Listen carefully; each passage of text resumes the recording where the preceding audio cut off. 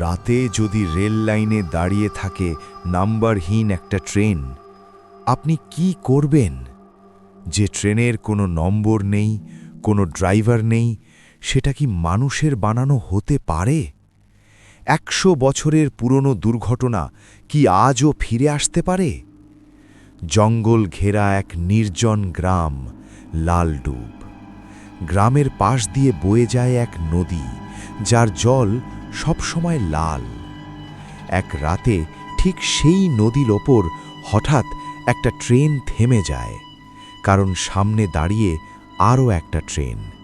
কিন্তু ভয়ঙ্কর ব্যাপার হলো, ট্রেনের ভেতরে কেউ নেই, ড্রাইভার নেই, গার্ড নেই, আর ট্রেনের নম্বর 000। ড্রাইভার কেবিনে উঠতেই পেছন থেকে এক ভয়ঙ্কর ছায়া, আগুনের মতো জ্বলজ্বলে চোখ, আর পরের মুহূর্তেই ড্রাইভার ছিটকে পড়ে অজ্ঞান।